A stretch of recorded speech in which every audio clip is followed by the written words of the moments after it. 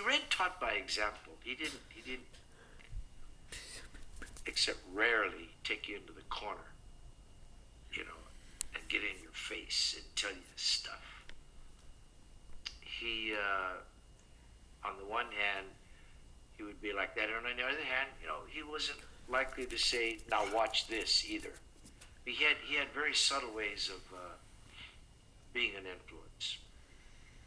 I'll give you two diverse examples. I'm working the club, his place on La Hacienda one night. We had maybe 12 people, and they all happened to be seated down front. Now, as a comic, I have what we call a quiet act. Quiet meaning I talk to people. I'm a conversant kind of a guy, and I'm not all over the place and way out there and doing up and down, physical things and stuff. And little thing, land a punchline. We'll set it up here, land a punchline. Da da da da da. Quiet humor. It's called a warm-up act for whatever's going to follow. So this one night, I do my set. He comes up. I've introduced him. He comes up. He says, "I got to talk to you after the show." I don't know what that means. Sure, I know Mikey does his thing, knocks the 12 people out.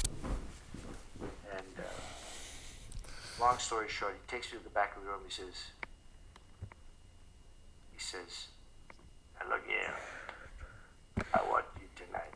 I'm sitting in the back of the room." He said, "Son, you got to talk to the cheap seats." The cheap seats. He says, "You talk with you down here with these people. You talk like you talk, but you got to talk into the microphone so the people in the cheap seats can hear you back there, even though you're talking to all the little folks up here. You got that." I never forgot it. Never forgot it. Where it came into play was at the Apollo Theater. See, Apollo Theater is grand. You got 3 tiers, and you got aisles, and it's a crowd. It's a crowd like I think about 700 or 800 people, whatever, huge compared to working little clubs. So he's not saying you got to work broader, but work so that you can still work here in front of you. They'll catch it, but you got to let them hear it. They don't hear the words, they miss it. So that was a lesson well learned. The other great lesson, Red as a mentor and a godfather, taught me by example. My then wife was about to have our second child. I'm talking about any day now. And coincidentally, during that whole time,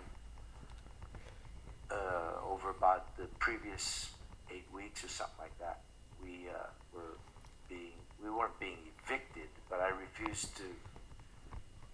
We had been renting a little 2-bedroom place in the Rancho Park area, I believe, and the rent went from $400, which was a struggle because I was working off and on, to like $850. Well, obviously, a way for the owners to get you out of there. Well, we couldn't. We had to move. So, my then brother-in-law says, "You guys ought to come check out the valley." And I'm like, "I can't afford the valley." No. Just come check it out. You might get lucky, find something. So, and I'm figuring, well, we can't afford to buy anything. It's probably going to be like $1,200 a month, whatever, right? Especially with an addition coming. We get lucky. We find this place, 3-bedroom, bath and a half, very, very large lot, which would come down on us later. I told you that story. But it was in foreclosure, and we needed 20% down, and we're like $3,500 short. And we had begged and borrowed and hawked and stuff. And we're within 4 days of escrow closing. And my wife's going, gee, what do we do? We're going to lose our good faith money. And I go, I don't know. Come with me. We'll go up to see Red. Maybe he can help us figure out a way. So we go up to Red's house. Meantime, I have no idea that he has this phobia about pregnant women. So he takes one look at my wife and he goes, damn, Marita, is she gonna explode? Get her out of here. So I right away I know. And he used to sit over there, I'll deal with this. So I explained to Red, chance to buy a house, etc., etc. Escrow is going to close in 4 days.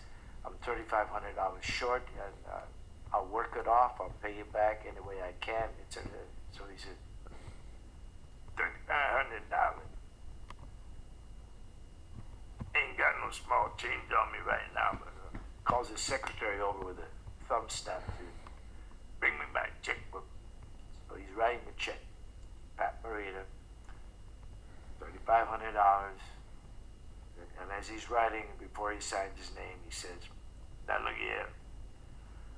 I don't want to hear about no papers, no payback, no interest, no IOU, no nothing. You want to pay me back? I know you're going to make it one day, son. You do this for somebody. Never forgot it. Have done it. Fortunately, I got to that place he predicted I was going to get to. And have helped a few people under the same conditions.